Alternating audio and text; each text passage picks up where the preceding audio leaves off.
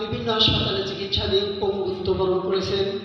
তাদের সভাপতি মহোদয়ের নির্দেশ ক্রমে অনুষ্ঠানের প্রথমেই সভাপতিত্ব করছেন সোনালী ব্যাংক পিএলসি পরিচালক রহমান আল্লাহ দরবারে শুকরিয়া আদায় করছি যে নির্বিঘ্নে আমাদের মাঝে উপস্থিত হয়েছেন।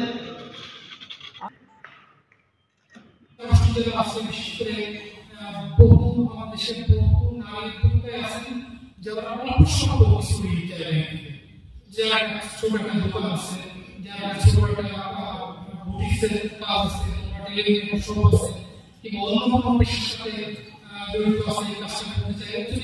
এবং নারী উদ্যোক্তা সমাবেশে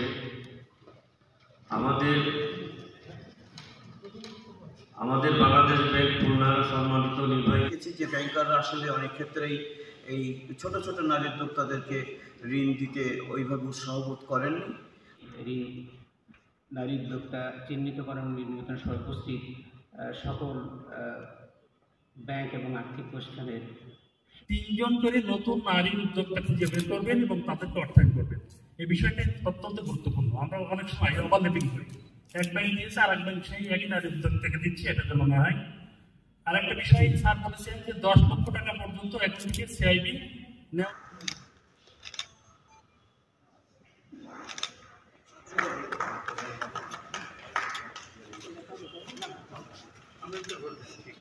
বিভিন্ন হাসপাতালে চিকিৎসাধীন পঙ্গুত্ব বরণ করেছেন।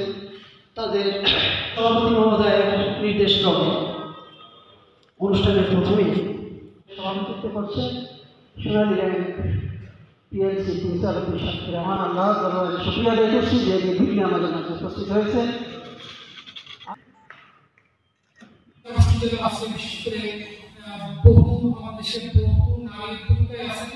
যারা অবসর বছরই যারা ছোট একটা দোকান আছে, যারা ছোট একটা বুটিক্সের কাজ আছে, টেলিভিশন শো আছে, কিংবা অন্য কোনো পেশার সাথে জড়িত আছে, এই কাজটা করতে চাই।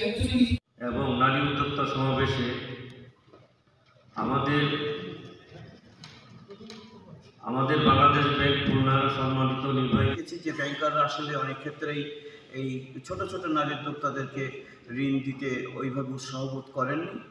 এই নারী উদ্যোক্তা চিহ্নিতকরণ নির্বাচন সহ উপস্থিত সকল ব্যাংক এবং আর্থিক প্রতিষ্ঠানের 3 জন করে নতুন নারী উদ্যোক্তা খুঁজে বের করবেন এবং তাদেরকে অর্থায়ন করবেন।